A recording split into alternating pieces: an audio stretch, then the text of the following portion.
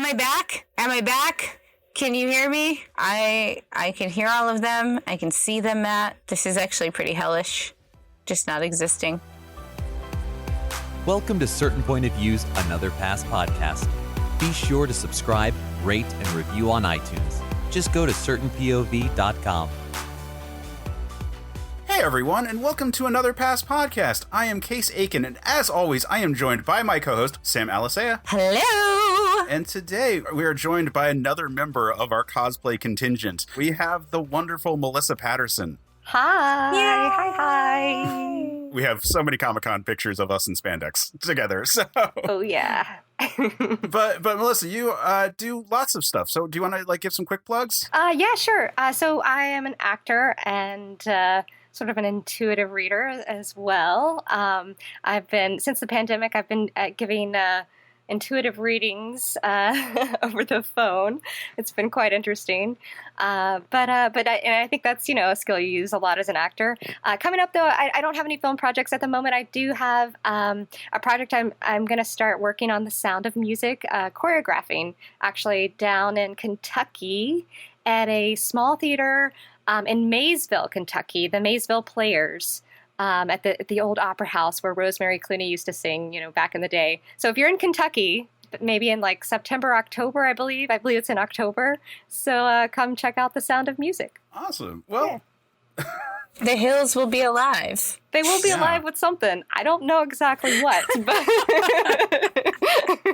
But I mean, choreography, that's the type of thing where you have to really commit to doing that same task again and again and again until it's completely rote. Oh, yeah. So you get it right. Which is perfect for the movie that we're talking about today. Because today we are talking about Groundhog's Day. Yay! And the existential crisis that is Groundhog's Day. Yeah. Oh, yeah.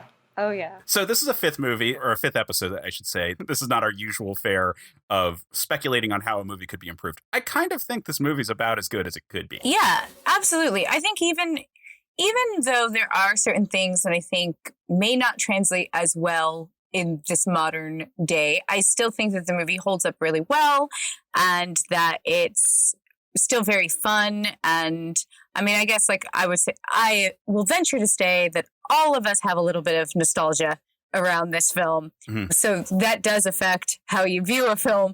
But I will say that the casting's pretty good. The acting's pretty good. The story is pretty great. And it has launched a bunch of other things, right? A lot of other things use this device now, this Groundhog's Day, a day over and over and over again. Yeah. In different mediums. So it's definitely an important film in the history of American film. Totally. I think it is on the list of all-time greatest films of all time, something like that. Yeah, no, I know you're right, because it's also something that people can generally relate to. There's the scene where Bill Murray is in the bar and he's talking to the two drunk guys, mm-hmm. and he tells them, he's and he's telling them honestly, because this is actually happening to him, that he is basically waking up in the same place every day, and he means it literally, but they take it as figuratively. Yeah. He's I'm waking up in the same place, having the same day over and over again, and I can't escape. And the guy next to him is yes. And the guy next to him is yeah, that's pretty much it for me. And he's got this blank stare in his eyes. And I think for the most part, most people feel that. You wake up in your same bed, you go to the same job, you work 8 hours, a lot of times doing the same exact thing over and over again, because that's your job. And especially during the pandemic, I feel like this movie is so relevant now, that we're still kind of going through this thing. We're not quite through it yet. The entire world is going through this monotonous, having to stay inside and having to, sort of hunker down and go through the same routine over and over again, not being able to go out and about and change things up. Yeah, Patrick H. Willems, a YouTuber who is podcast adjacent with us, he did a whole video essay about the comfort of these trapped in a day kind of episodes. And obviously Groundhog's Day is a huge part of that because it kind of defined the trope. But since then, there have been plenty of movies like Palm Springs last year that also sort of play with that convention. But it kind of starts here. And it's sort of fascinating because it's such an easy to explain concept. Actually, it's funny because one of the things they talk about with Bill Murray, and Harold Ramis, and how the filming of the movie itself. So it dealt with the subject matter of having to repeat the same day again and again and again, kind of until you learned your lesson. At least that's kind of what I took from it. But I feel like Bill Murray was kind of going through the same things that his character was going through in real life. From what I read, he was dealing with a divorce, and he was sort of throwing himself into the movie and wanting to do this sort of more serious, existential, he was, wanting to be a more serious actor and maybe not, make the film not as comedic. Yeah, which at this point he had worked with Ramis so many times and had started to feel like his career was being defined by working with him specifically and working in comedy in general, and really wanting to get out of the rut that he, I'm inferring, but of doing that, of being typecast as a comedic actor and move into dramatic stuff, which you see his career start to pivot that way after this. He still does comedies and has been doing comedies this whole time because he's so good at it. Right. That's his forte, definitely.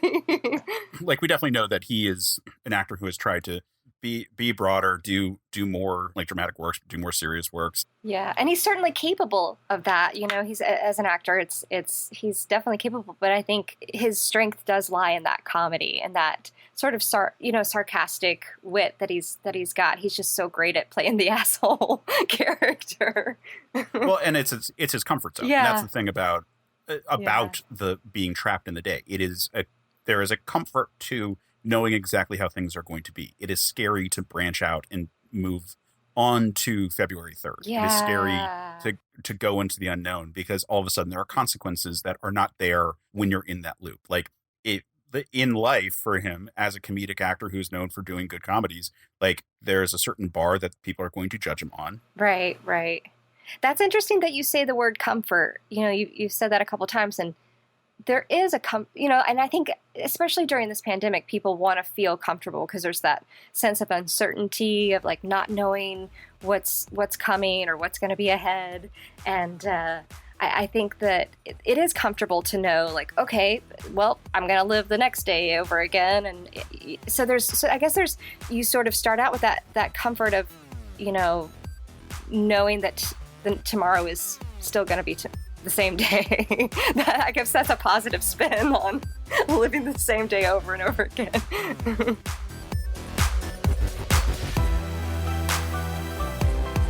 Hey everyone, and welcome to another Past Podcast. I'm Kay Sakin, and as always, I am joined by my co-host, Sam Alisea.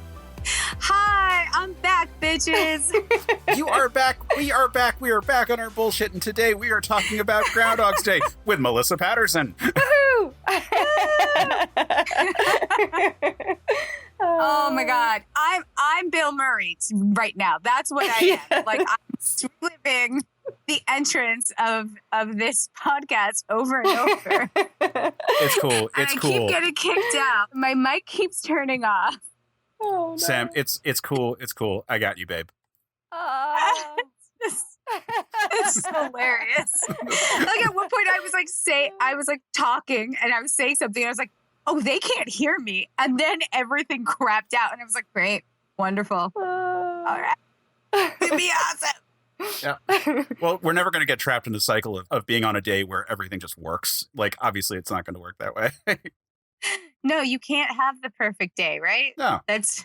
Yeah. Well, and then you got to go through all the stages of grief of the denial, the anger, until you get to the acceptance of well, it's just not going to work. Yep. Yeah. I mean, did a pretty good job with the suicide sequence. Yeah. Yeah. That's where it gets dark and truly nihilistic right there. Yeah. I mean, but it kind of makes sense. First you'd go to oh, well, I can't die. Well, then what chaos can I cause? Which is basically what happens, right? Goes through and tests his limits. And then finally one day he's just well, screw this. I hate this. And then when he accepts it, everything is better. Yeah, it starts to work that way. So, I mean, we should point out for people who are not familiar with this movie. So we're talking about a 1993 comedy directed by Harold Ramis featuring Bill Murray that is such a trope definer that it's hard to believe that there aren't really tons of examples from before it. There are some, they got sued by people accusing them of ripping off story ideas because it hadn't actually been done that much. That like but now it's sort of just everywhere. Like Yeah. we were saying that there are modern movies that are kind of doing this trope, and it's always called pulling a Groundhog Day, and which is insane because Groundhog Day has nothing to do with it. Yeah, that's so true. It's just part of the vernacular. You say, "Oh, I'm in a Groundhog Day," or, Yeah. Or even I think I read something about the military and how in Iraq they talked about the monotony of their tour of duty over in Iraq and how they were living the same day over and over again, and so they would just call it, "Yep, we're in Groundhog Day," So it's funny how it's become a part of pop culture and or I guess mainstream culture. Yeah, and I wonder how much of that could be due to the appeal of novelty and like the cult around it in modern society. Like, if you were for the majority of human experience a hunter gatherer, just going out and collecting food every day and then like chilling out, having your family and surviving, the day being the same every day was just kind of a given, and there would be like the little idiosyncrasies, but like for the most part, you were expected to do the same thing each and every day. When we get into agrarian societies, like farmers, yeah, there's a rhythm to it, but not, like you plant the seeds in this day and eventually you harvest them, but there's still like the same basic work every single year. The structure works the same way. Even getting into like urban settings of the majority of human history, there was still a lot of like repetition. The same stories are being told.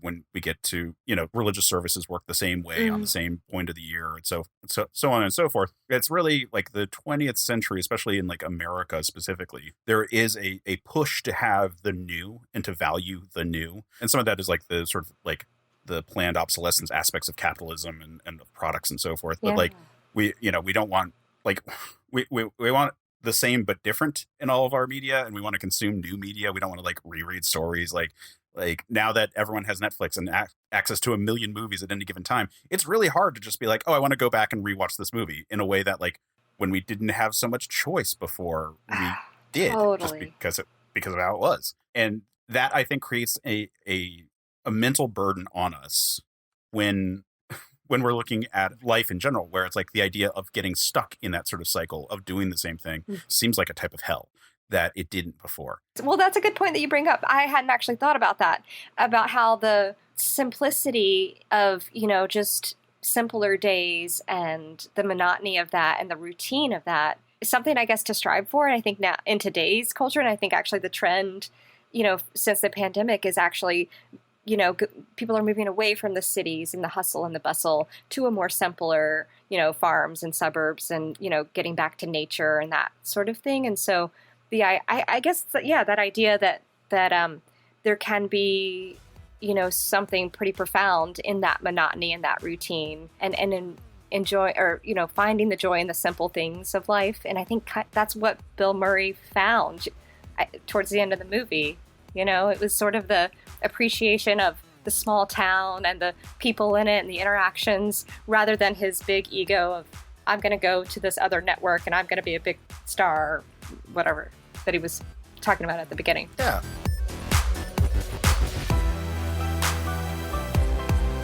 Hey everyone, welcome to another Past Podcast. I'm Case Aiken, and as always, I am joined by my co-host, Sam Alisea.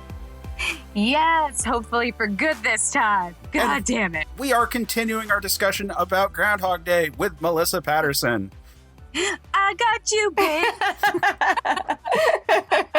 I'm not even gonna I feel like this episode, it's like almost like, I don't even know if I want to start getting points across because I don't know if they're gonna finish. I would like to add that I don't know if it's necessarily like embracing a small town so much as like being forced to embrace connecting with others. Right. I think he's such a curmudgeon in the beginning. And I feel like you can do that anywhere.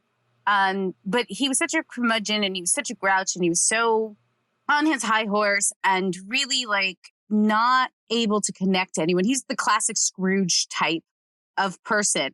And I mean, this movie really is kind of like A Wonderful Life and Scrooge kind of like shoved together with this mystical, like living a day over and over and over again. So he once he learns to accept his life in this town and learns to accept that he needs to improve himself because he does find Rita lovely and he would like to improve himself so that he could be someone who's worthy of being with her. And then he makes all these connections with all these people and he helps all these people. And he realizes that, like, you know, life is great when you have other people. And when you become the better person that you've always been meant to be, then people actually see you as the person, like, see you as important. He became important, not because he was famous, not because he was a celebrity, not because he was a weatherman from Pittsburgh, because he was a person who was involved completely in the town. Yeah. He did all these things for people and he made connections with them, and that's what made him important. Yeah, exactly.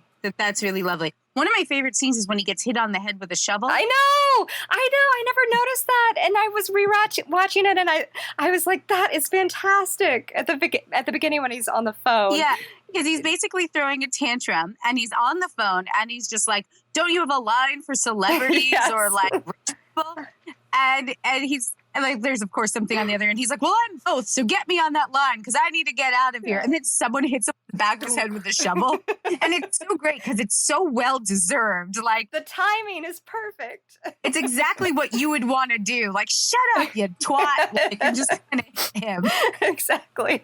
When I was watching it, I was thinking about, what as you go through the movie, because he goes through so many stages, where he's sort of given up and he's, committing suicide and robbing the bank and, or whatever, doing all these sort of bad things, necessarily good or bad, I guess you could label, however, but Tricking women into sleeping with you because you found out their information, that's still bad. that's pretty bad. Oh yeah, definitely. Oh, and you know what too? I felt so bad for Nancy because watching this movie, in this day and age through the eyes of the Me Too movement, and now it's like we see so much the sexual harassment that goes on from the past, whereas before, it wouldn't have been. Given it a second thought of like, can you help me with my pelvic tilt? He asked his boss that, his female boss, which nowadays you're like, he'd be out of there. Yeah. But,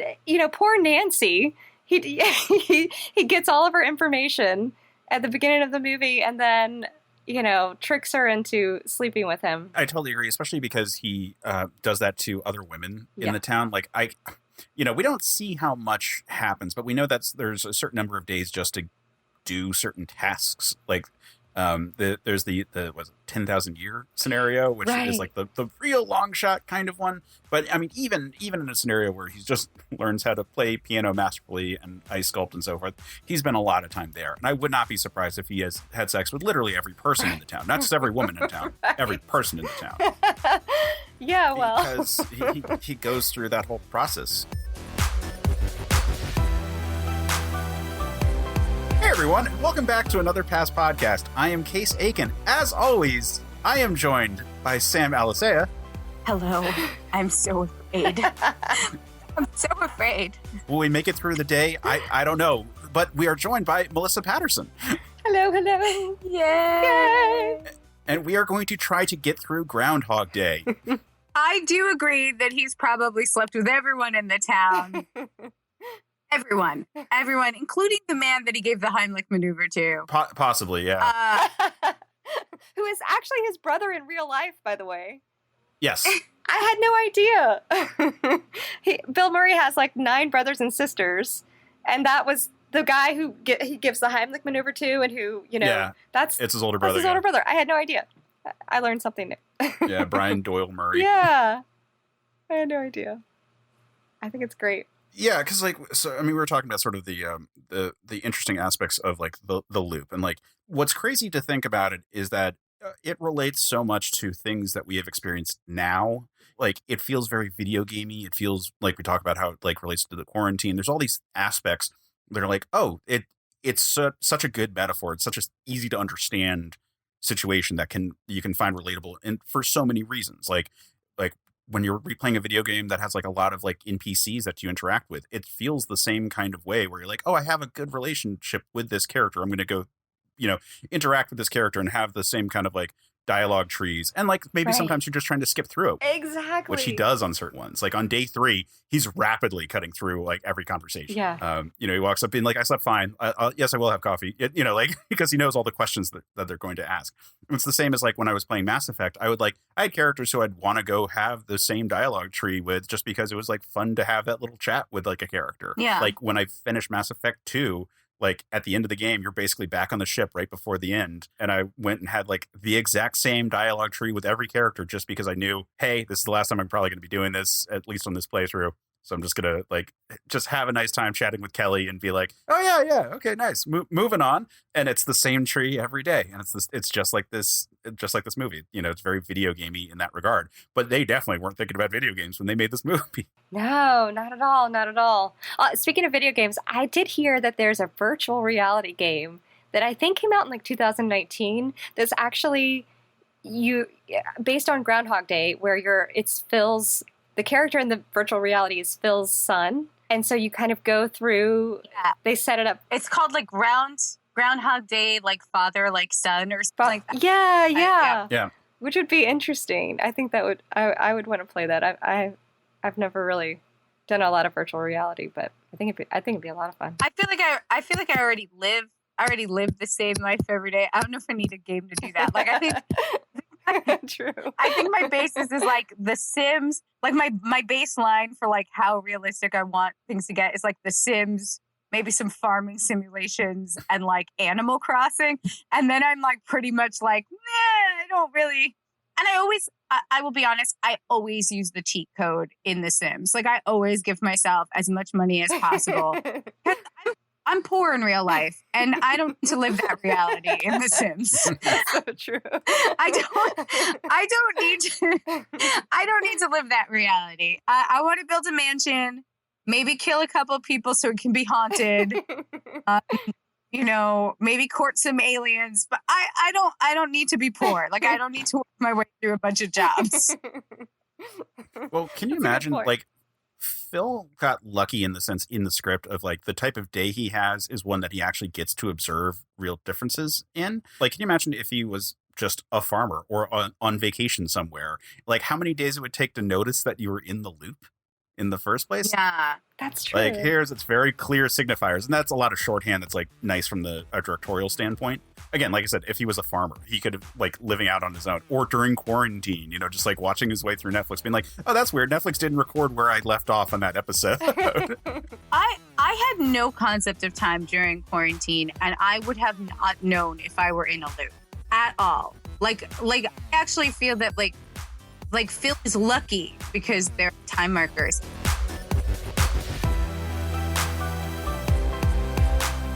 Hey everyone, and welcome to another Past Podcast. I am Case Aiken, and as always, I am joined by my co-host, Sam Alisea. I have a toaster and a bathtub, and I'm not afraid to use it. Well, don't do it too quick because we have a wonderful guest. We've got Melissa Patterson. Hi. Yay! Save execution. Yeah. And we are talking about Groundhog Day. It's a 5th episode, so we're talking about a good movie that could have gone wrong for lots of reasons. We're having connection issues. That's why we're doing this a little bit. But one thing that was brought up before you came back on the call, Sam, was that the script was originally structured very differently from what we actually got. Yeah.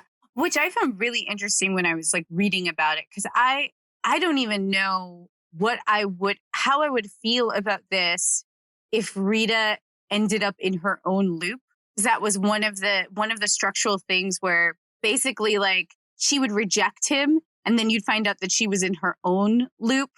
And it was struck because felt like there wouldn't be enough actual resolution for people to be like, to feel like there was like, I don't know, happiness in the world instead of a nihilistic view of we're all repeating our same mistakes over and over again. And so even though one person can break out, we all need to break out individually in order to be happy, which is fine and true. But that's heavy. It's super heavy. Ruben started working on this after reading The Vampire Lestat and speculating on how like just the monotony of an eternal existence can be so oppressive and overwhelming. And that was the basic impetus. So like while there are short stories that were written about the same kind of concept, people like authors who sued the production because they thought it was being ripped off, like Richard A. Lupoff, who wrote the script, or not the script, the story 12:01 p.m. Like this is a kind of a novel take on it.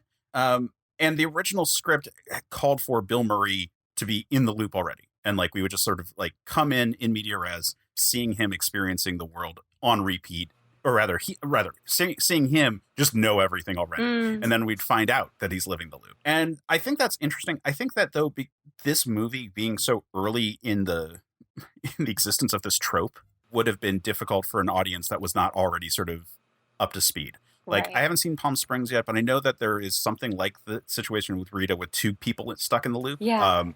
So I wonder if that's just that we are now primed for those kind of variations. The same way like X-Men, for example, right now, they've revealed that everything is in this big loop for one of the characters. It's not a day, it's her entire life. And so that's now a big story point for it. But we were primed for those kind of things by virtue of a movie like this. Because of Groundhog Day. Yeah, it sort of laid the Groundhog work. Very bad, I know. It was wonderful. They also like kind of cleaned up because the original script had a lot more of Bill's conquests in it. He had multiple Nancys. And they kind of cut that down to kind of create a more concise like love story. It's still relatively on the creepy side that he decided to use this power to get to know Rita better and kind of like, it's that gray area of like, is this romantic or is it creepy? But in the end, he really does care for her and he really loves her. And I guess we forgive it because we do. And it's an older movie. And right. Well, and it's also not, like, he's not released from the loop because it's not even really that he ultimately wins her love. It's that he's not even trying to at that point. Like, he went through that cycle of manipulation. Right. It's when he stops trying to convince her and stops being manipulative and starts just like living life and making connections that he's allowed to move forward. Because he's actually beat the game, finally. Yeah. He passed all the levels. He saves the kid. Free. Yeah. He makes sure don't crash, saves the guy who's choking. Mm-hmm. With like a script like this, it's really easy to sort of position everything in weird spots because the loop keeps happening. But what's really nice is that there are some very clear sections where you can see the shift in his personality. We go through him trying to manipulate people, going through nihilistic phases. We go, the halfway point is when Rita stays up all night with him. And that's the spot where he stops trying to game the system and he starts trying to embrace it and like actually kind of see the benefits. Yeah. And by the time we get to that last day, which we actually spend a really long time, like the whole third act is the last day that he's there. He, like at that point, it's all the things he's doing, it's because he's choosing to make other people's lives better, even if it's a fleeting thing. Mm-hmm. Even if that kid's still going to fall off the tree tomorrow, he can save his life today. Right. And he can live that day and like, yeah, in a sense, like get a little bit more. Yeah. Well, and I think it's that conversation that he has with Rita that night where she stays up all night with him. And she says something to the effect of like, well, I don't know, Phil, maybe it's a good thing that you're going through this, time loop or whatever she says. I don't know the exact line, but she sort of changes his perception, It's sort of a shift in his perception of how he sees what he's doing. And it starts, and then also I think her just sheer virtue of her character also inspires him to be a better person. And so it's that self-improvement, of every day trying to be the best person you can be, until, he sort of wins the video game, so to speak. Yeah, because that day he wakes up after Rita like stayed up with him all night. Like that is the day where he actually felt real loss. Like he had come so close to really having a connection with a person that was going to be permanent. And then kind of that's the point where all of a sudden it's like, oh, well, not only does nothing matter in the sense of like consequences, but also like, the rewards. I have to live in this moment. I can't live in an ongoing thing. And it's also clear he goes from his head and his ego to his heart, and that's when his heart kind of takes over. Well, he also says to her, before that night is over, that if he was a better person, that he would love her for his whole life. And I love that line only because the truth is that at that time, he doesn't know if there is actually the rest of his life to live, because he can only live this one day. That's true. He can only live in this. So there is no life to love her in. So not only does he not feel like he's like a good enough person because she's the kindest person he's ever met, and he doesn't feel that he's that kind, but he can't even promise her or even himself that the rest of his life he could love her, because he doesn't have a rest of his life. He only has today over and over and over again. That's so true. And so I think like his sadness is even more profound the night of, because it's like it's a bigger loss than just the loss of like, oh, I lost that moment. It's like, no, I lost all the moments that could be. And so then he just decides to embrace his life as it is right then. Yeah, that's such a good point. Yeah, and I think that's something that like we forget as humans. We're always looking to the future, or even sometimes stuck in the past, and we do forget that all we have is this moment right now. And I just think it's I think that's ultimately why this movie is so universal and so timeless, because it speaks to that, human truth of all we have is now and in this moment. Yeah. And it's simple. Yeah. It's streamlined. The whole script, so if initially it was supposed to start with like us, like just observing Phil already in the cycle, the decision to actually introduce him and show his background, like, for example, the opening scene with him at the weather station, like that's all reshoots later. That was added in to give additional details. Like, so we actually kind of wanted as an audience to see more of what goes into this day, like more of all of the pieces. Yeah. And then then we actually get the day before where he's like checking in. He makes sexist comments to Rita. He does all this stuff. Yeah, I think that really shows who his character is at the beginning, and I think that's so important. It's fun watching him lose it too. It's actually fun watching him devolve. Like, it's actually fun watching him figure out that something is very wrong and go through this process instead of having him already in the process.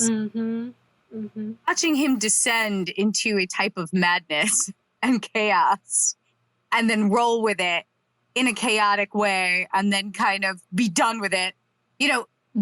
Because if we didn't have that first half to see what his growth would be, I don't think that the movie would have been as good. So I think that it was an excellent choice to like change that up. Yeah, I think that was what Harold Ramis, he sort of did some of those rewrites, and he's got such a great eye for that, or I guess I should say he had. Well, the person who suggested it was actually Whitney. I can't remember her last the name. producer or something, the associate producer. Yeah, she was a producer on it. Yeah. And she basically suggested that it would be more interesting to see him kind of like descend, like to start in a place the day before, to kind of give everyone like a footing of where he was, so that you could actually watch the process of him discovering he's in a time loop.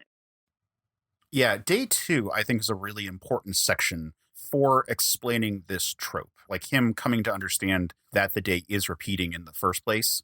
It's so useful in terms of getting sort of like funny beats out there. And we just wanted to see that. Like, that wasn't originally in the script. Like they weren't going to show him sort of processing it. But like day 2 and then day 3 is where he like first starts to have like the possibilities open up. So arguably the break into the second act is when they first reference that like there are no consequences from this, and that's when he like starts driving the train tracks and stuff, like which is so great. I love when he hits the mailbox. Yeah. I love that the drunk guys are like, if we wanted to hit mailboxes, we would have let that guy drive. It starts to get into that sort of like the truly hedonistic phase of the movie, where we get, like the screenwriting term, like the fun and games section, where he's like going and like, here's all the fun possibilities. And it makes you think, what would you do if there were no consequences? Like what your mind starts thinking of all these possibilities. What would you do, Case? Yeah, like rewatching it, I was like, oh, I actually would really want to try to like do a lot of the like, here's the best possible day kind of stuff. Just because it seemed to be like a scenario of like, well, if it's going to be the same every day, shouldn't I try to have like at least like ever like the most positive energy about it? Like, I don't gain a lot of positivity from like selfishly taking shit too much, but there definitely would be at least a day where I would just sleep. Totally. Oh yeah. That's one thing I think they missed. Like, he gets up at 6 a.m. every day. I know. Sleep in. I'm sure he had some days where he was like hitting the snooze button, right? At least I hope. That would be my Groundhog Day.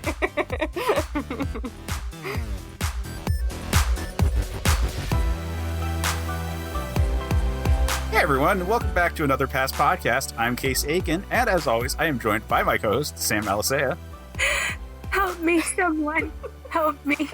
Well, perhaps that person to help you would be our guest. Today we are joined by Melissa Patterson. I got you, babe. And we are talking about Groundhog Day. If only I would learn the value of connecting with others.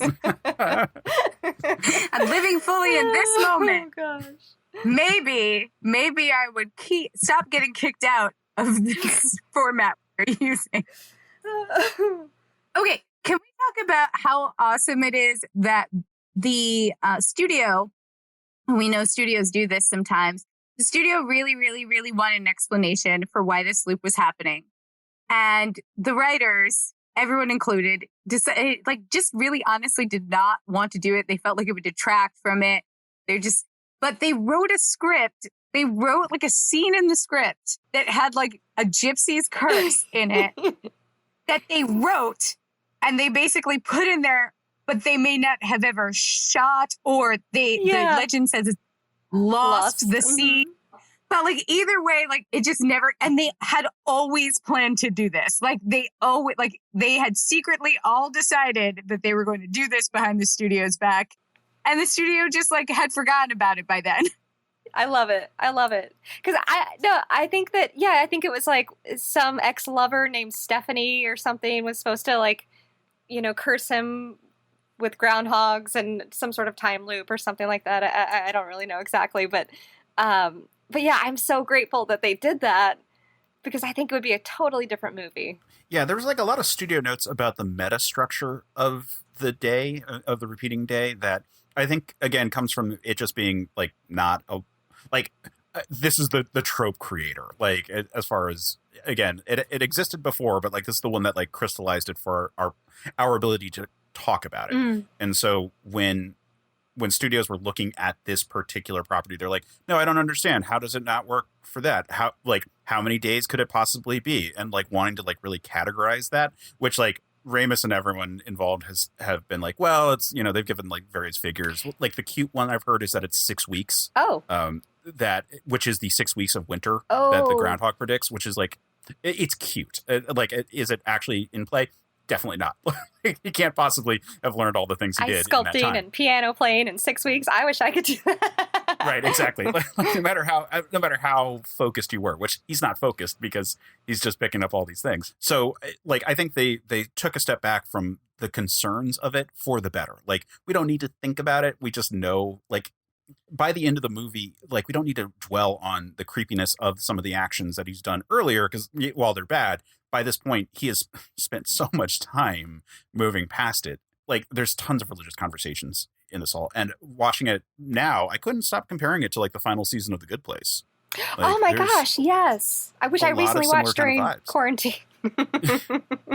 I watched all 4 seasons during quarantine of The Good Place. That's a good show for it. Yeah. Like, but that also is sort of an example of, like, the concept of eternity and, like, that spirituality often sort of, like, works towards, and how we react to it, because we're so defined by the limitations of our life. Like there's a reason midlife crises exist, because when you're a kid, your whole focus on like, oh, I'm going to be bigger, I'm going to be stronger, I'm going to be taller, I'm going to be cooler, whatever, I'll know more as I get older. And at a certain point you stop and like figuring out like, what is the plateau? Like, can you survive on the plateau? And then the downward spiral after that. Like, that plateau is very ominous for people who define their entire life about achieving the next step. Right. of whatever sort of thing they were working on. Which isn't that sort of the message of like all 80s movies? I feel like every 80s movie or early 90s as well, there's always that lesson of like the person trying to achieve success, or they're working in the office, but yet then something happens and they go visit a farm and they get stuck there, or there's I guess I'm thinking of like things like Baby Boom with Diane Keaton and things like what is it with Michael J. Fox where he goes like Doc Hollywood or something like that, and he goes out to the farm. He's got this great big doctor's job making all this money, and he ends up in sort of a simple small town life. But it's always that concept of like bettering yourself as a self-improvement, doing better as a person, connecting with people rather than being in your ego and living that sort of high-powered executive business existence. Hey everyone, and welcome back to another Past Podcast. I'm Case Aiken. As always, I am joined by my co-host, Sam Alisea. Hi. And today we are discussing the 1993 comedy Groundhog Day. But to do that, we are joined by Melissa Patterson. Hello. Yay! Hey. I'm so excited to begin talking about this film. It is one of my all-time favorite films. So, I can't wait to start talking about it. Yeah, but before we go begin. too deep into talking about this, we should probably do an ad break for some of the other great shows on our network. This is so soon. It just began. Did it? Man, that movie was excellent. It really was. Totally blew my expectations away. I know, right? Now I really want to tell everyone about it. But I'm not sure how. Yeah. If only there was a podcast dedicated to reviewing films and discussing the latest news and trailers on upcoming films. That would be nice. Yes, for sure. And we can call it the Cineguy Show. What? No. It will be called Real Movie Critic Unleashed. No. How about Cineguy featuring Real Movie Critic? How about the Real Movie Critic and his sidekick, the Cineguy? CG and RMC. RMC and CG! The Real Movie Critic versus the Cineguy. Only at CertainPOV.com or wherever you get your podcasts. You're going down, critic. Bring it on, guy.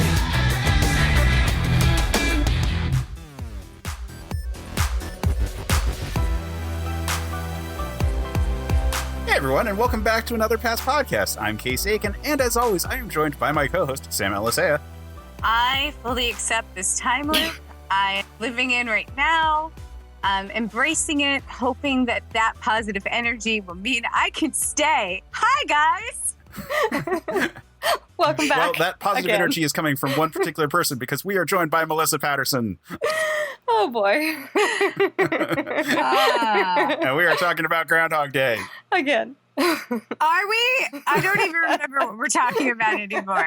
You guys are talking about Groundhog Day. I am slightly listening and struggling to come back to the conversation. Like, I am not talking about Groundhog Day. I am mumbling to myself that I am gone again and saying stuff like, "Can you hear me? I'm a ghost in the background." Woo! Like, I am the haunted. I am not Groundhog Day. I am. How different would this movie had been if Tom Hanks had been casted? Oh yeah. Like the pre-production choices really cemented this movie. Yeah. Like Tom Hanks would have been just you wouldn't have bought him as the dick bag. I think Not it's at really all. funny that he personally felt that way, which is why he turned it down.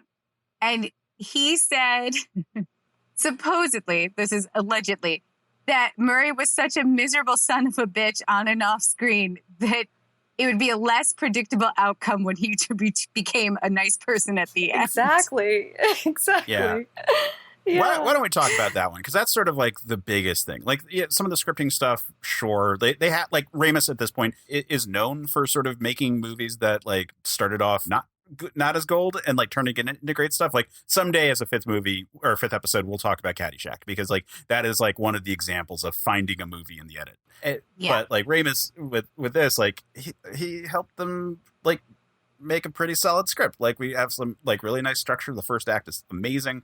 The midpoint with Andy McDowell staying up with him is great, and then the third act being like the last day is really solid. Like you get all the information you need. It works really well. The actual shoot apparently was miserable. So from what I hear, that it was like freezing cold temperatures, and that Bill Murray and Harold Ramis just were not getting along at all. Well, Murray apparently really liked the original script better, and he liked how dark it was, and he liked some of the more nihilistic like features and loneliness that I think you still get in this film. I think you get a sense of loneliness here and there. But the studio really wanted something that was comedy, and Ramis kept having to like remind him, like, no, this is like still a comedy. And also, apparently, Murray was going through a divorce at this time, so some people credit some of his antics on set to just general personal unhappiness, right. like just on a personal level. But this like hurt their friendship very badly. They never worked together again. Yeah. And I believe Ramis's daughter said that they didn't speak again till 2014, shortly before his death. Right. Yeah. Right. So like this was like something that really hurt the two of them. Yeah. I think too that they both sort of achieved what they each wanted, where I think they were able to sort of marry the two together, which is why I think that their partnership was so brilliant, and it's so sad that they didn't work together again. But I think this was the ultimate collaboration of, even though they weren't necessarily quite getting along. But I think the movie has such a great example, like you said, Sam, of Bill Murray's sort of dark angstiness. I think he brings that forth so well, juxtaposed with Harold Ramis's comedy and romance and presenting sort of heavier material in a lighthearted way. One thing that really strikes me when you talk about that is like the opening song to the film, where you first see the credits and you have the clouds at the beginning and that sort of like polka music at the beginning. That's the only thing I really dislike about this movie. If I had to say there's one thing I don't like about it, is that there's this sort of like happy-go-lucky, and you think like, it tells you, oh, okay, you're about to watch a comedy, which I guess it sort of presents this lighthearted sort of thing, and then it kind of... I will say, though, that I think that music is the perfect choice because it is simultaneously the most happy, joyful, kind of music, but also can be very obnoxious, right? And so, like, this whole event is this small town, loud, boisterous thing that is, like, so much fun. And he hates it. Like, he hates it.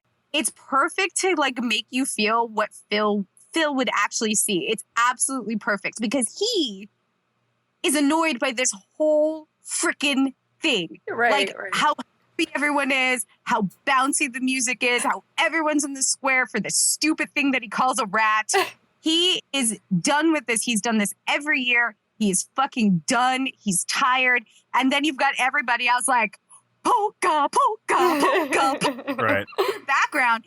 So it's like actually really perfect because and especially since it like replays every morning, it becomes this like, and also the song that plays on the radio every morning is the most optimistic song, right? Like Sonny and Cher, I got you, babe, like over and over. But like, meanwhile, he's not happy and he's fucking alone. He is alone in his loop, much like I am alone in my loop. I am really understanding everything here. And these two song choices are perfect because the two song choices are so optimistic and they're so upbeat for this guy who is basically, especially for the first half of the movie, hating everything.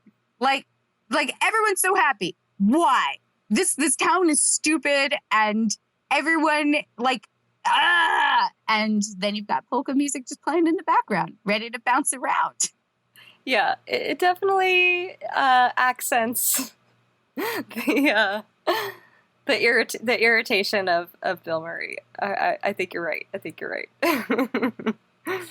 Yeah, the I Got You Babe is a particularly interesting choice, considering that it's so optimistic, but also they're divorced at this point.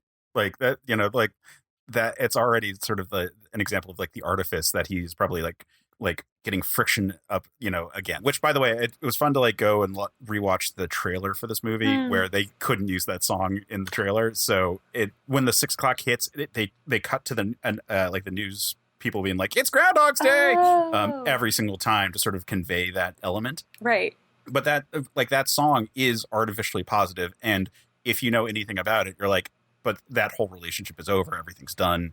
It's all fake. It's all fake. It's all phonies. And that's the life that Bill Murray is in at the start, or that Phil is going through, and like having to sort of like come around on it, like being okay with the things that are like, yeah, it might not be real, but people are actually feeling something good about it. Like it's making people feel better, even if it's not sincere. Sort of is like one of those like steps of him like kind of coming to being a better person. Right. Yeah. Didn't I also read somewhere, speaking of that song, that Cher's album sales sort of rose, and people thought she had written the song just for this movie, which I think is kind of funny. Oh, people. Silly people. Yeah. So we were talking about the Ramis Murray kind of bickering, and that was a big part of the issues on set for this. Like, Ramis at one point apparently grabbed Bill Murray by the collar and threw him against a wall while they were like arguing at each other, which is so weird because he seems like such a nice guy. Right. Well, yeah. I think that Bill Murray was being so obnoxiously annoying, calling Harold at all hours of the night, wanting to discuss the film and argue his point and things like that, that I think, tensions just got so high that I'm not sure exactly why, but yeah, I think that he just sort of had a breaking point. Yeah, I was reading up a little bit because like I've heard some other shitty things about Bill Murray on set. So I was looking into it. Apparently, a few people have tried to deck him on set, including Lucy Liu. Whoa! Yeah, which is why he didn't come back for Charlie's Angels 2. Oh, wow. So I did not know that. I don't know. I mean, like a lot of this is unsubstantiated rumors or just like Hollywood gossip. But yeah, I got a feeling that like the guy going through a messy divorce because he had an affair is probably the one who's like a pissier person in this scenario. Right. Ugh. Hey everyone, and welcome to another Pass podcast. I am Case Aiken. As always, I am joined by my co-host, Sam Alisea. Hi everyone. Hello. I feel like I keep doing this. Hi. I get that sense of deja vu as well, but we should probably introduce our guest. Today we're joined by Melissa Patterson. Hello. We have made it. Hi, Melissa. Hi. Welcome. Again. Welcome. What have you been doing? Do you have any plugs you want to share? People might have forgotten them or not them by now. This is day 365 of Groundhog Day podcast. I'm fairly sure I've been here for an entire year. Just doing this, just talking about the fact that Tori Amos was almost cast as Rita. I know. I cannot imagine that whatsoever. And I was a huge Tori Amos fan when I was about 16 years old. A huge Tori Amos fan with her Boys for Pele album. But I could not see her playing Rita. I think Andie MacDowell was the perfect choice. I do too. She's so good as Rita that I can't imagine anyone else being Rita. Yeah, I can't either. She's so genuine and kind, and you can kind of see that radiating through her personality, and you can tell that she's just really being herself as an actor. She's not putting on anything. She's not, she's just genuinely, her authentic self, and that comes through. Yeah. She's from South Carolina, actually. I'm from North Carolina originally. But what's funny is I read somewhere where there was a line that said, when Ned Ryerson at the end comes in and says, oh, where are we going? Let's go, guys. He wants to kind of join in on their fun after they're like, this is the best day ever. And there was a line she was supposed to say, let's not ruin it. And they changed the line to let's not spoil it, because in her South Carolina accent, I guess she said she couldn't say the word ruin. I had to like consciously think about that as a Southerner, because you want to say things like, let's not ruin it. Ruin. I've heard ruin. My mom would say ruin it. I don't want to ruin it. It's pretty pronounced, pretty exaggerated. So I understand why they changed it, which I think is really funny. Yeah. But to me, her accent is not heavy, but I'm sure maybe to someone else it might be a little out there. I don't know. What do you guys think? I don't think it's particularly heavy, and she indicated that she wasn't like going full on it, but it certainly was more so like it was noticeable compared to in like any other role she's done. Like she dials it way down normally. Mm-hmm.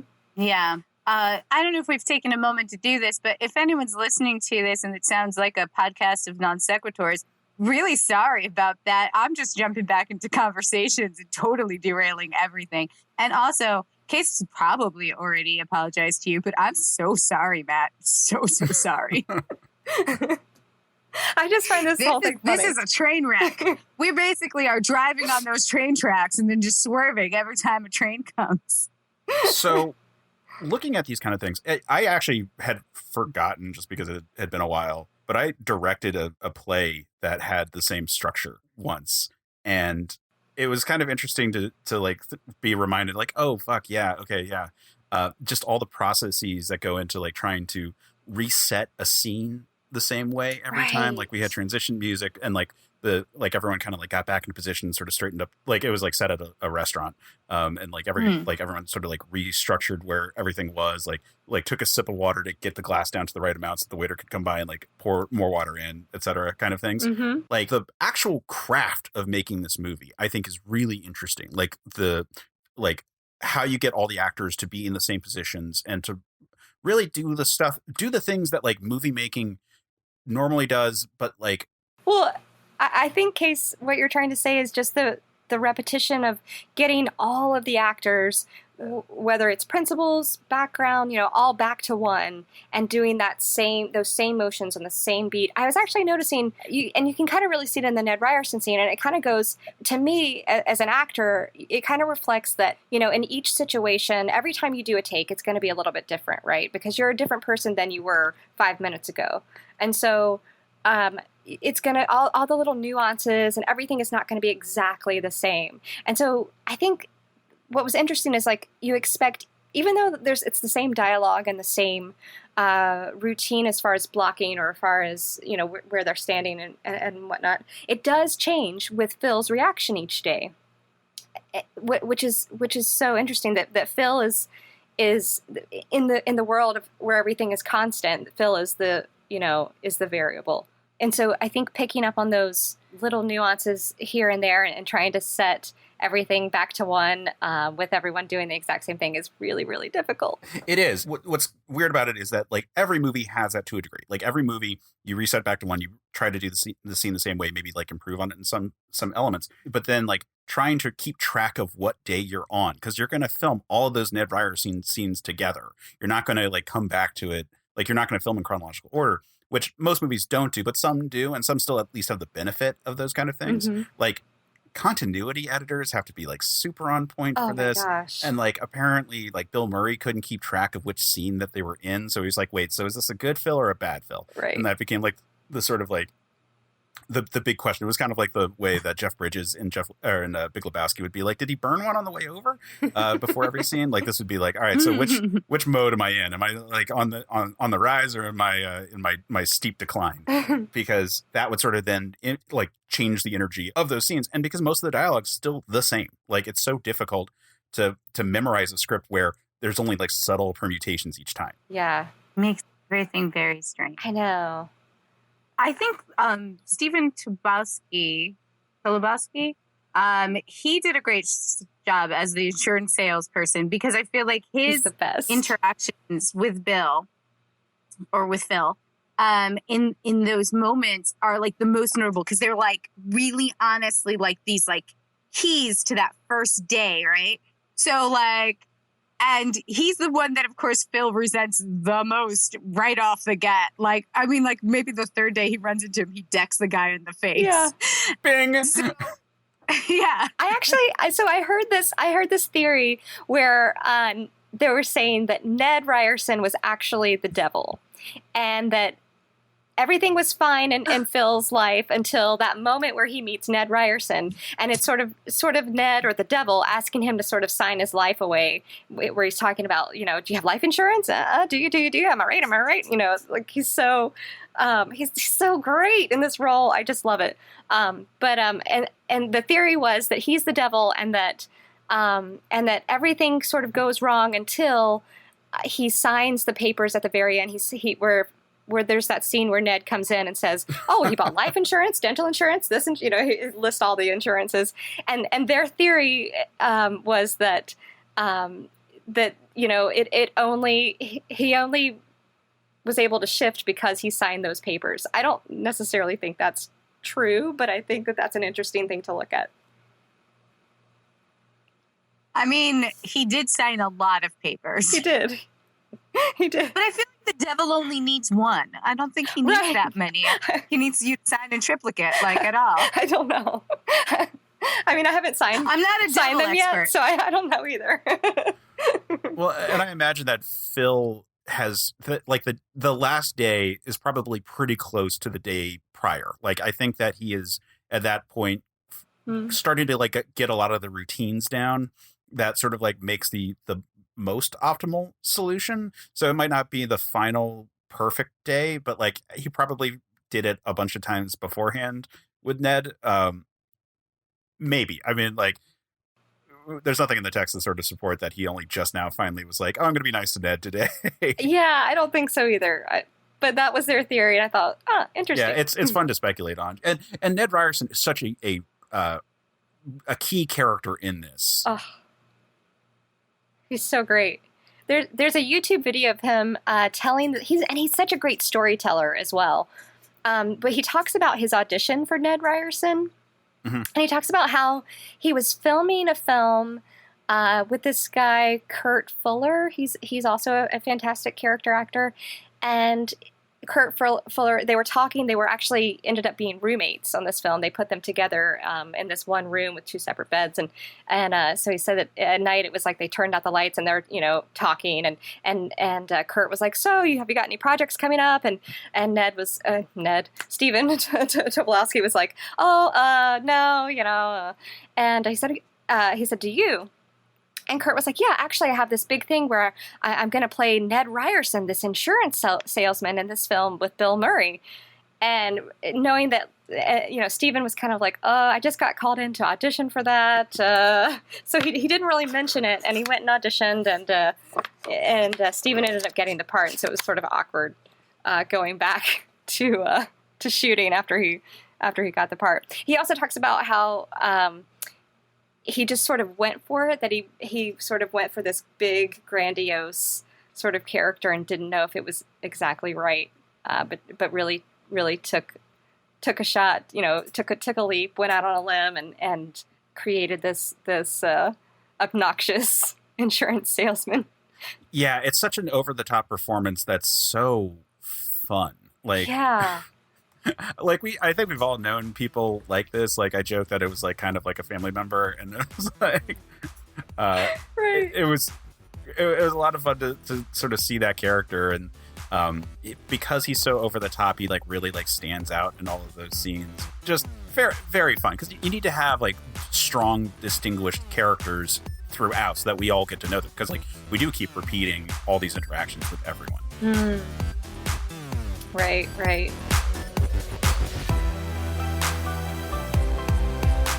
Hey everyone, and welcome to another Past Podcast. I'm Case Aiken, and as always, I am joined by my co-host, Sam Alisea. Yeah, you're joined by Sam Alisea. That's who you're joined by. That's who's here. That she is, as always, here all the time, again and again. Yeah, who else is here? Solid co-host, Melissa Patterson. Melissa Patterson is here. She's the ray of sunshine in a dark, dark world that is a time loop of technology. We are. I am basically the Matrix Groundhog Day right now. I am living in the machine, and the machine wants me to relive logging onto this program over and over and over again. If anyone has a blue pill or a red pill, I'll take both and see if it'll stop the pain of this. Oh gosh. Because it's just constant. It's constant. So thank you. I should just call you Sam Murray. I just can't believe it. It's you so know funny. what? Just call me Phil. Yeah. Just call me Phil. Phil, like the Groundhog Phil. Yeah, remind me to not drive angry. I don't drive at all. I live in New York Don't City. drive angry. Don't drive angry. But I think it's a good rule for everyone. Don't drive angry. Also, don't pet any groundhogs because they will bite. Yeah, that's a good thing to bring up. So the don't drive angry bit is right before the groundhog actually bit Bill Murray pretty hard. Apparently they were biters, and he had some issues on set with that. I mean, who didn't have issues with Bill Murray? Apparently, yeah. Oh. Yeah, so it was freezing cold, because they wanted to they had to shoot everything in a pretty condensed time frame in the exterior, and they wanted it all to look like February, look like 6 more weeks of winter. So that just became a huge issue. Like, they were all like chattering. Apparently, like Andy McDowell at one point, her face started to get like frostbite, like on one of the shoot days. Like, just so cold and painful to work with. And then you have animals that fucking bite people. You got people actually from Puxatawny, because they didn't film in Puxatawny, they filmed in Illinois because they thought it looked how Puxatawny was supposed to feel, right, as opposed to how it actually looks. Well, they talked about, sorry like, to interrupt, they did talk about in actual Punxsutawney, the actual Groundhog Day ceremony is held sort of away from the town square, sort of on this mountain, and it's more of a somber sort of religious event rather than a joyful polka kind of thing in the middle of the town square. But sorry, continue. Yeah, well, and like, so the reps were out just like make sure everything was right, and apparently like the set, like the stage, they made it like it was a pretty good copy of it, and like the town signed off on it as being appropriate. Yeah, just like lots of craziness involved. And then like businesses were in some cases not cool with it all. Lloyd's Paint and Paper, which can be seen in all the Ned Ryerson scenes, actually sued the production over quote unquote lost business. Right. I don't think they actually won though. I think I heard that they lost. But well, of course they tried to sue for like an absurd number that was like, no, that's not even like your annual sales. Like, that's definitely not like your issue here. You would think that they would get more business. Yeah, well, and like I think now that they have, like I think both Puxatawny and I forget the name of the town in Illinois, both have seen like big surges in terms of popularity.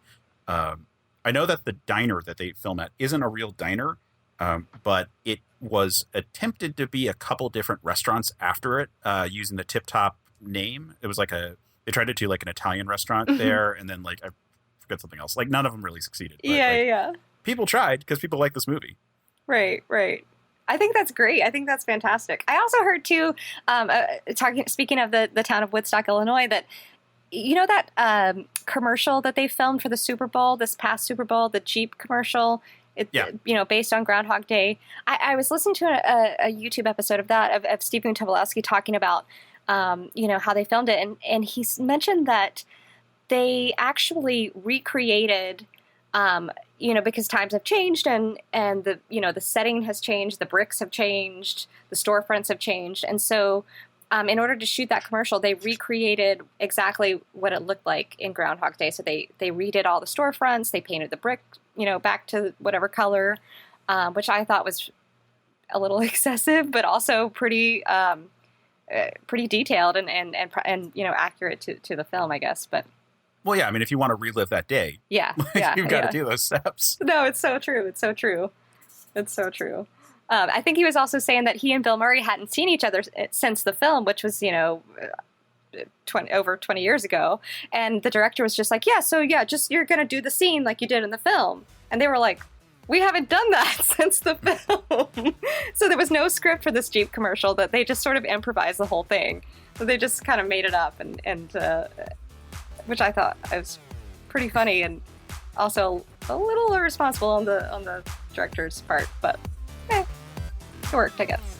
Well, there's probably some craziness in terms of like getting the shoot together because of the pandemic. It was a little last minute, from what I understand. Yeah.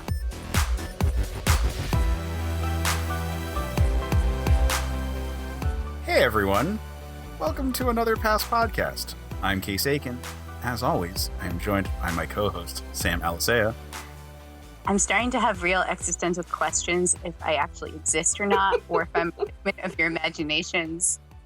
I did make a joke once that I was Case's figment of imagination, and now I'm starting to think that maybe it's true, and this is my reality now.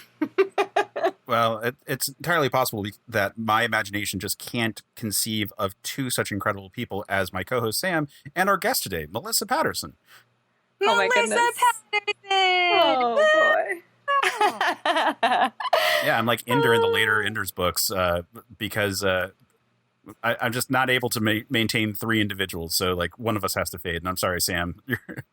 I guess it's me. It's just, it's fine. I mean, your brain is doing all that it can. It's don't overwork it. I mean, Clearly, I keep coming back, so there is some willpower there.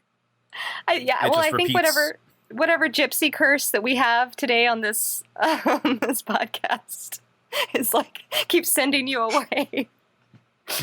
It's probably because we keep using words like gypsy's curse. Yeah.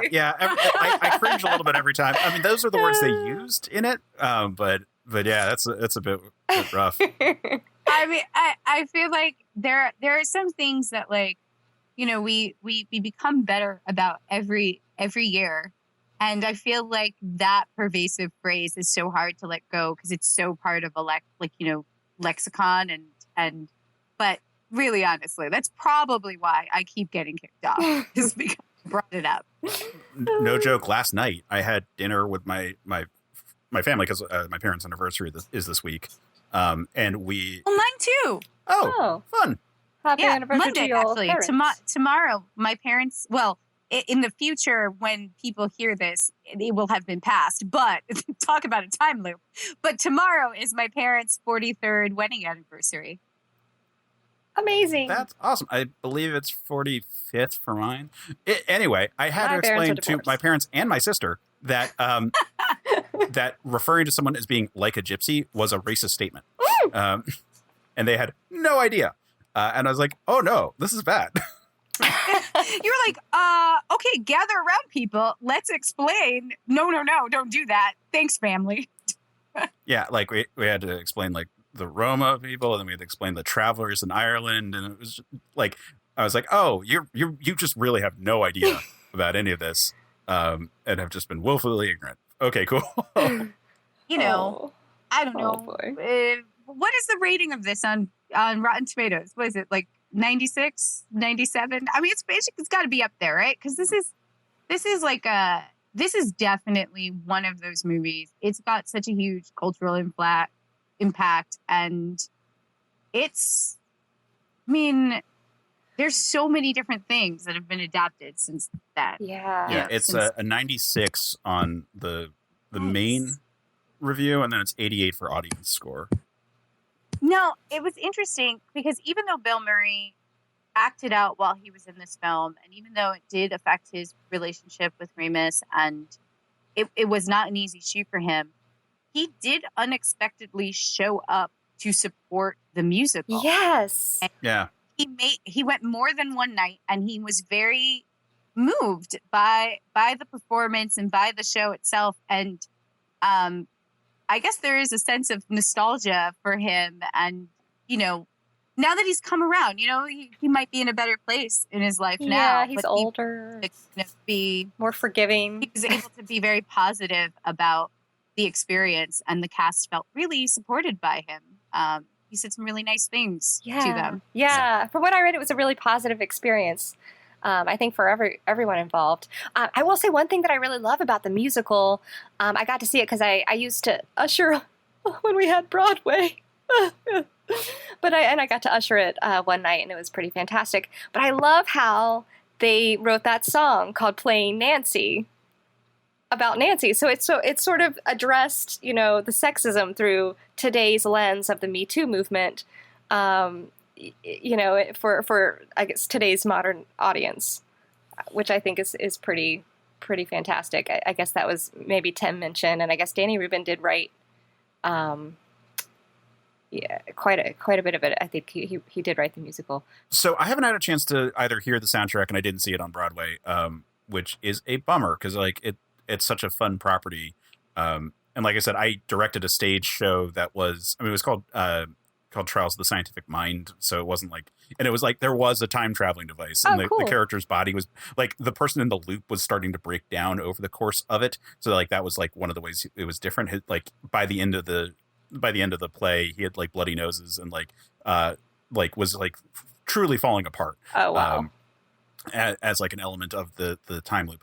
But like it's fun to think about this on stage because like it feels like a play. Like when I have worked on shows that have run for a decent length of time, like doing the same thing over and over and over again, like has that element of it. Like 8 shows a week on Broadway is gonna like really make you feel like you're going crazy because like you are like, oh wait, I just did this. I just did this. Oh, wait, I just did this. Yeah. What scene are we at? Wait, what's next again?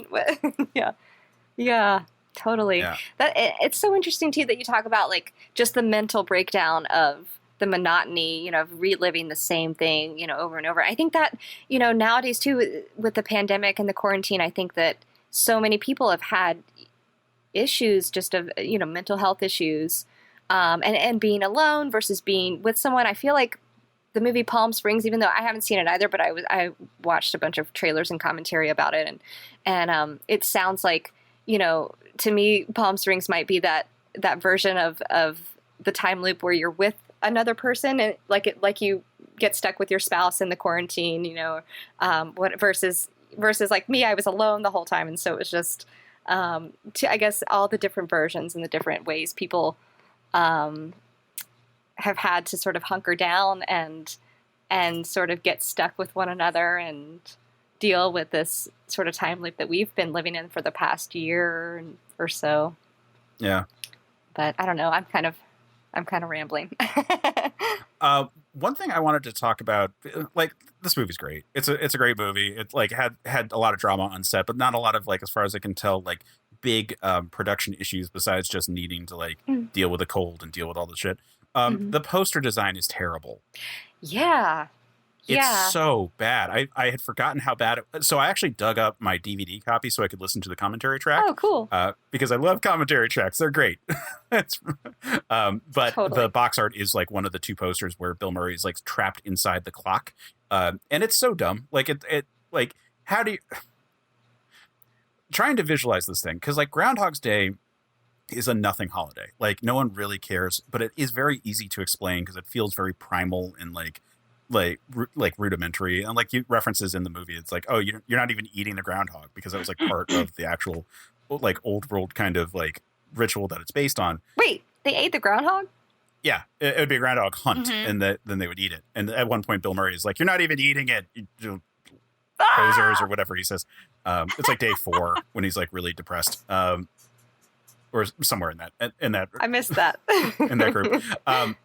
But like it works because it's a holiday that like really doesn't have a lot of stake for anyone. Like maybe the people of Puxatawny have like a big investment in it, but like you can explain it to anyone overseas and it translates pretty well because like the movie is like, hey, we're going to explain it. But like there's no visual way to represent this concept on box art without looking kind of insane or just looking like Caddyshack, which was one of the issues that they had with Bill Murray being associated with a big rodent.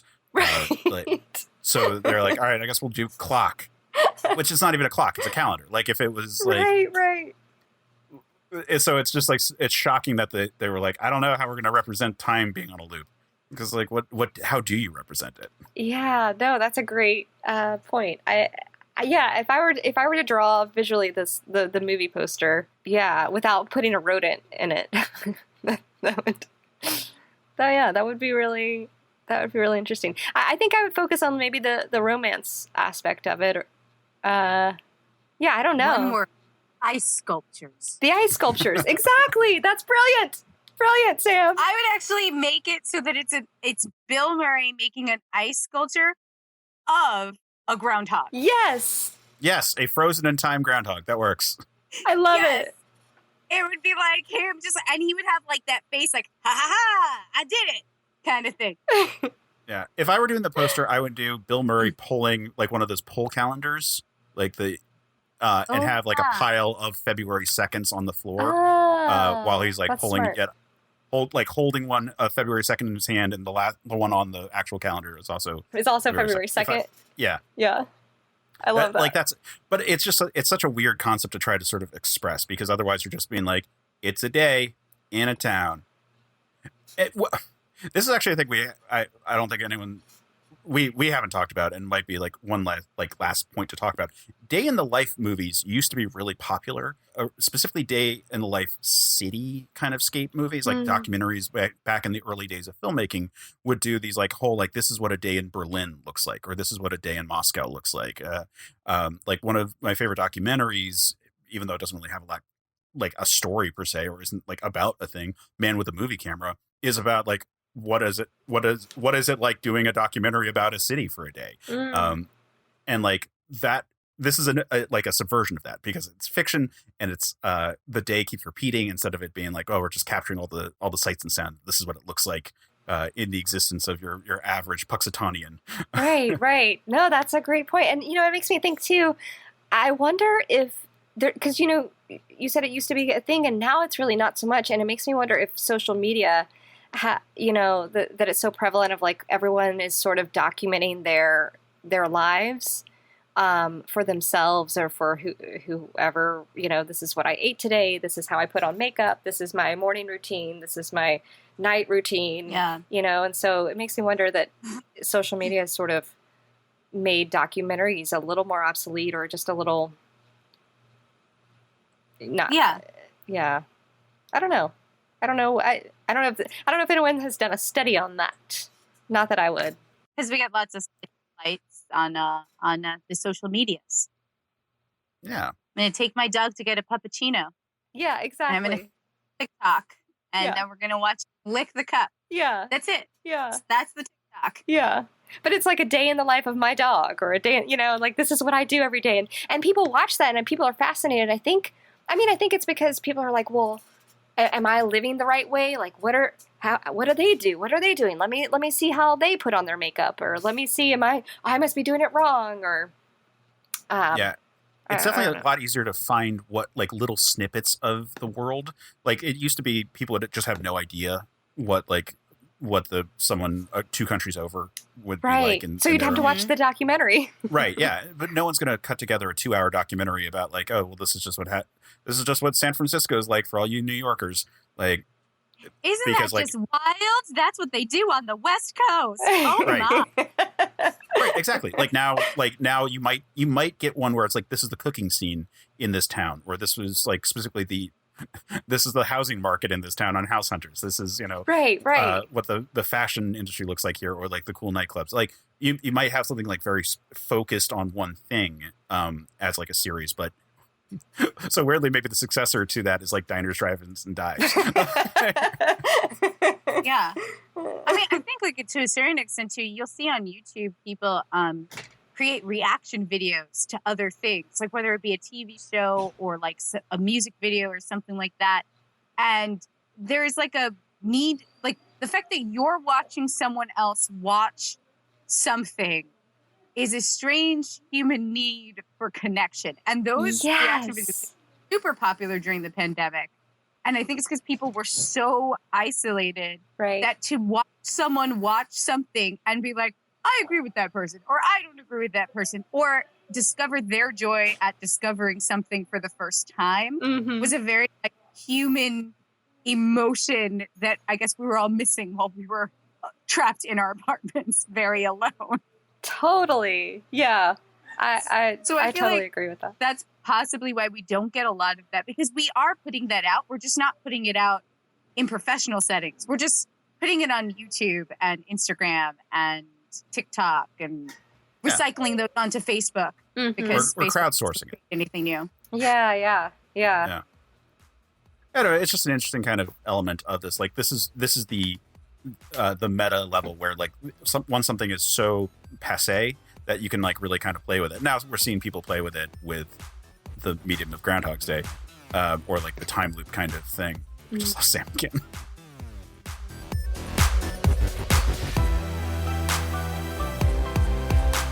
Hi, everyone, and welcome back to another Past Podcast. I'm Case Aiken, and as always, I am joined by my co-host, Sam Alisea. Hi. Hello, everyone. I'm so happy to still be here. I'm so happy that you're still here, too. And also, I'm really happy that with us today is Melissa Patterson. Hi. Hi, Melissa. So Hi. good to hear from you. Oh, boy.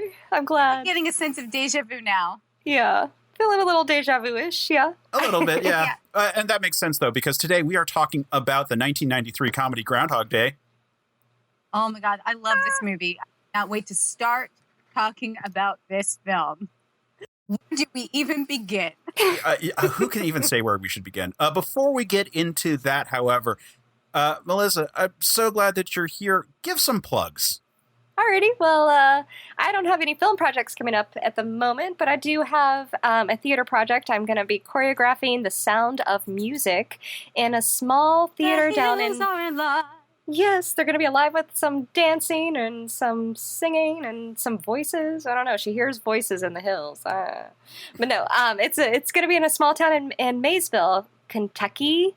The Maysville Players, and it's going to be directed by Lauren Declenberg and Rachel Rogers, and it's going to be pretty fantastic. So if you're around Kentucky in October, you should check out The Sound of Music. Yeah. And otherwise, if people wanted to follow you or find you, where can they do that? Oh, yeah, they can find me on Instagram and Facebook. Instagram is Mel Patters. And Facebook is just Melissa Patterson. Wow, guys, that was a really weird conversation about Groundhog Day.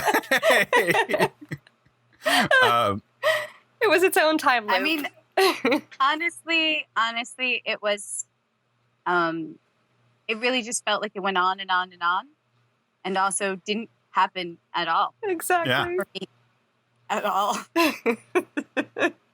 Well, Sam, if people wanted to find you, where could they find you? Here, you can find me here. Otherwise, I am clearly, honestly, telling you the truth when I tell you that I am just a figment of Case's imagination. And if you have any complaints, you can find Case at...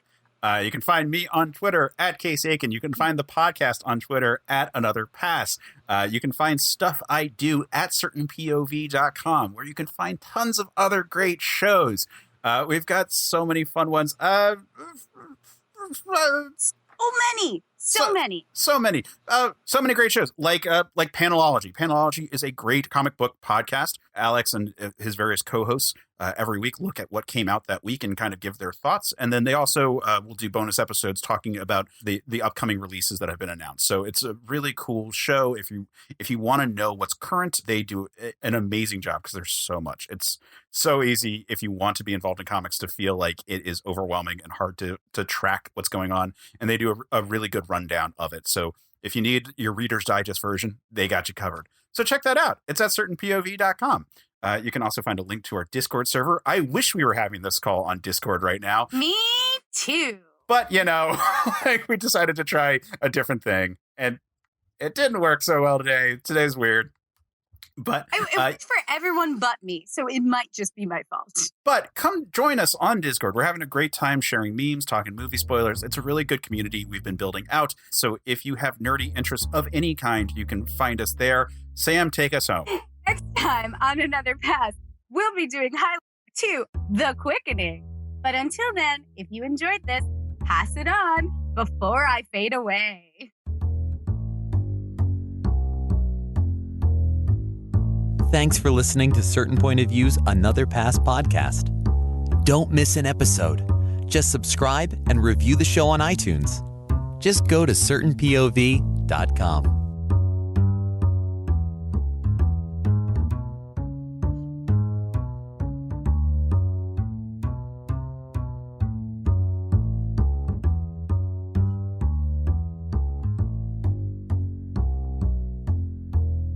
We've also lost Sam, by the way. Oh no, did we lose her again? Yep. Oh my goodness.